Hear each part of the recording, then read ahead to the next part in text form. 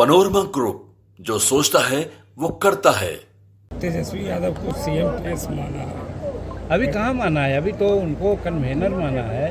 तो इसके लिए हम यही कहना चाहते हैं कि जब एनडी के लोग बने थे और लोकसभा का चुनाव हो रहा था, उस समय भी यही बात आई थी।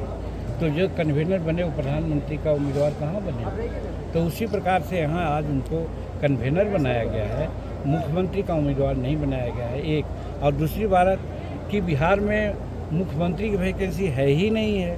नीतीश कुमार मुख्यमंत्री हैं, आगे भी उनके नेतृत्व में मुख्यमंत्री चुनाव लड़ेंगे और आगे भी वो मुख्यमंत्री रहेंगे।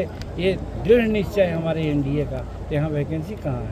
रही बात एनडीए का, तो एनडीए अभी जितना है वो इससे सशक्त रूप में 2025 में 225 सीट लेकर के आया। मैं अपने खिलाफ किसी को नहीं मानता।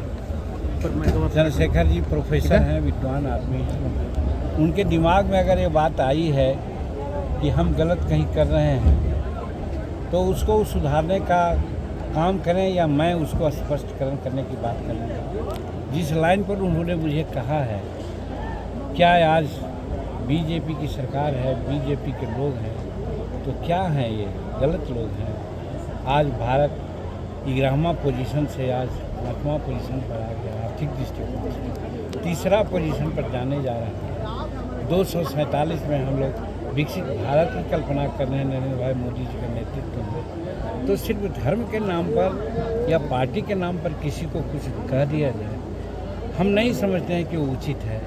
कितना सेकुलर वो हैं वो जाने, लेकिन मैं भी कहता हूँ कि मैं भी मंदिर मस्जिद नहीं जाता हूँ पूजा करने, जाता हूँ आपका मन रखने के लिए, आपकी प्रतिष्ठा रखने के लिए, कि जिसमें आपका ठेस न लगे भावना का। तो किसी की भावना को कदर करना वो कोई रूढ़िवादिता नहीं है। इस चीज़ को प्रोफेसर साहब समझें। हम जहाँ जहाँ जा रहे हैं हिंदुस्तानी अवाम मोर्चा सेकुलर का, हम अपने लोगों के प्रति आभार व्यक्त करते हैं कि 10,000, 15,000, 20,000 आदमियों की जुटान होती है, बिना पैसा खर्च के सब अपने तरह से आते हैं। हम नहीं समझते हैं कि कोई दूसरी पार्टी जितना कम खर्च में हम मीटिंग करते हैं वो आते हैं उतना लोग करते हैं। ये है, हम तैयारी हमारी है। लेकिन जहाँ तक सीट का सवाल है, हम एनडीए में हैं, एनडीए के शीर्ष नेतृत्व में भी हैं। तो बैठ करके हम लोग इसको तय करेंगे कि कहाँ किसको चुनाव लड़ना है।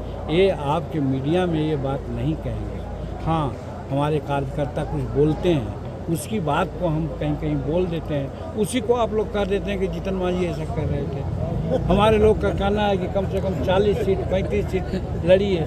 हम ये ज़रूर कहते हैं कि 20 सीट अगर चुनाव जीत करके हम आ गए विधानसभा में, तो जो मुख्यमंत्री के रूप में 35 कार्यक्रम हम अपनाए थे, जिसमें आज महिलाओं की बात चल रही है, बच्चियों को बच्चा क्लास से लेकर के एमए तक के हमने पढ़ाई माफ़ कर दिया था। ये समान शिक्षा में थी। हम उनके वोकेशनल एजुकेशन को भी फ्री करना चाहते थे। अगर हम 20 चुनाव जीत के आ गए, 20 एमएलए हमारे विधानसभा में आ गए, तो बच्चियों के लिए ये जो हमने किया था उसको हम लागू करवाएंगे, कोई भी मुख्यमंत्री रहे। ये ज़रूर मैं कहता हूँ।